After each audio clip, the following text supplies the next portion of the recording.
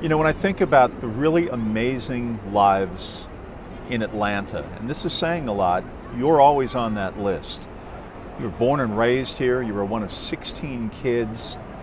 Your great success finding your natural ability and your learned ability as far as baseball goes.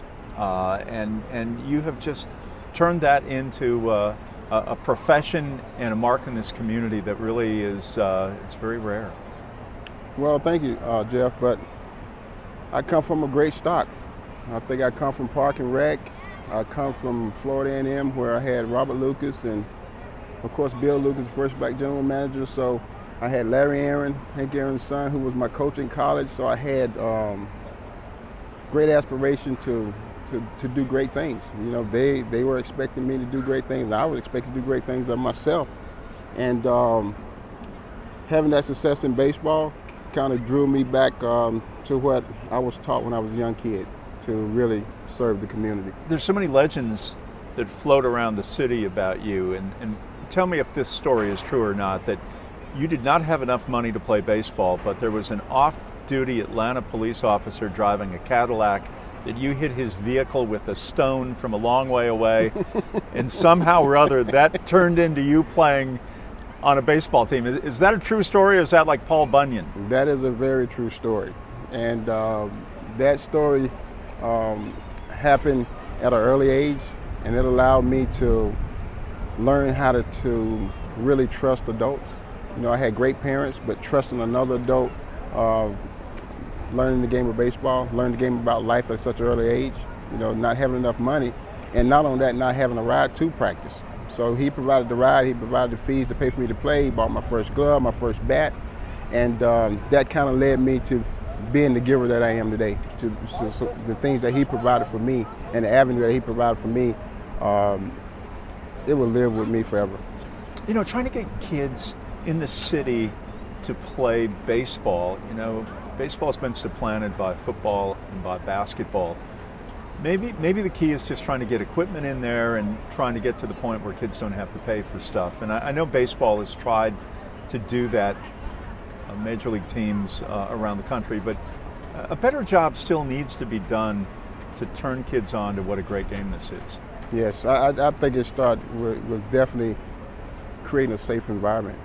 You know, I ride around this city all the time and I see a lot of vacant baseball fields, and that was one of my biggest reasons to start the Marquis Grissom Baseball Association, to revamp those fields, create that safe environment, give them the tools that they need for as equipment, and give them the knowledge of the game.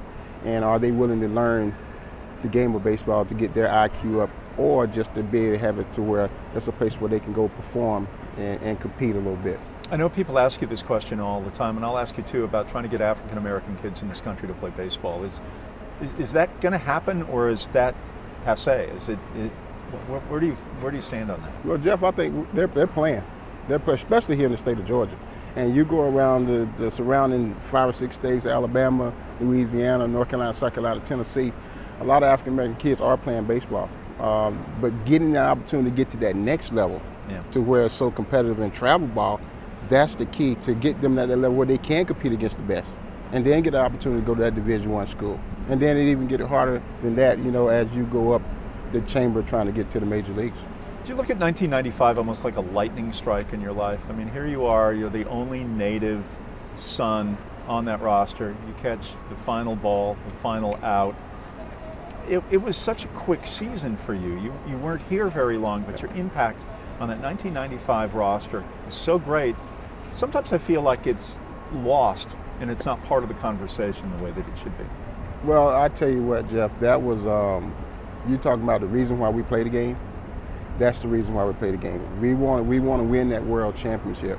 You know, we try to get to the mountaintop, and we did. And I had the luxury of doing it in my home state where I grew up. And you talking about 7 Hall of Famers on that team. Amazing. You know, Bobby Cogs, Chipper Jones, Greg Maddux, Tom Glavine, John Smoltz, Fred McGriff. I was in great company and had an unbelievable time. And that love and that camaraderie and that relationship and that friendship, we still doing things together today. and it lasts forever. I think that baseball community and that baseball group, us as baseball former major league players, we got the tightest bond in any sport. I mean, that's a really rare thing. I mean, you almost have to go back to like the 20s and the 30s. You find Yankees teams that have Hall of Famers on them. But you're right. I mean, you end up playing with this roster, this sort of immortal roster in the history of Major League Baseball, and it makes you laugh. I mean, it's almost impossible to comprehend at this point. Yeah, great guys. They're better people off the field than they are on the field. And as a player, you learn so much about competing. You learn more about other people, and that's what this game provides for you as a player and as a person. You kind of grow and you mature and you develop and you learn more how to come together, and that's what we need in this world, especially this time of the world today. When I say 1995, is there any one moment that just still you can close your eyes and it jumps out, it comes alive in your head? Yeah, just catching that last out. I kind of went into the Matrix, and it still plays in my mind how I just felt like I was running in slow motion. And I knew once the ball would hit, and I knew we had just won the World Series. And there wasn't no doubt in my mind that I was going to catch it. And I would go back and watch the tape, and I'm like, well, hell, I had to go a long ways for that ball. And I just knew I had it. But you dream about all those moments and stuff, and you dream about being on a dream team. I was on a dream team here in Atlanta, and probably the best organization in all of baseball. And the things that, have done, we were talking earlier about Joe Torre and all the guys that came before us. There's a lot of history here and a lot of great players and a lot of great people. So I close my eyes and I think about hearing Bob Costas's voice, and I see you clutching the ball, and I see you immediately running toward the infield. The team of the 90s has their championship, said Costas. Do you remember what you did with the ball as you're running forward? Where did the ball go after that? I really didn't even remember that. And but I knew I flipped the ball to the security guard. Her name is Faith, and she asked for that ball in the third inning. How in the world she's going to predict that we're going to win and I was going to catch the final out? That makes no sense. Wow. And so I just felt obligated at the end of that game that, hey, it's yours. And I was lucky enough and fortunate enough, 9-10 years later to get that ball back from her. She sent it to her son in Iraq. He came back home, then served his duty. He gave it back to her, and somehow I had to pay her a small fee, but I got it back. Oh, you have it. So it's in your possession. I have it back. And where is it right now? At home in my house. At home in your house, where it should be. You had 16 years in the big leagues. You leave Atlanta the following year. Had to have been disappointing. What was your emotion when you received the news that you had been traded? Oh, I was heartbroken. We had just went to the World Series twice, 95 and 96, back to back. And this chemistry that you have with your teammates, that kind of team and this kind of organization where it was like no nonsense. What Sherhost built and Bobby built is unbelievable. Even back to Joe Torre, it's unbelievable that the type of players that this organization wants. And you're seeing signs of it today. And that's what it was all about, for me as a player. Your life after Major League Baseball has been one of great consequence in Atlanta, working with young people. Talk about, if you would, a little bit what you're involved with these days. Well, I started the Marquis Grissom Baseball Association, right after I retired. I already knew what I wanted to do because that one story about me throwing a rock at T.J. Wilson Carr, that's how I got started.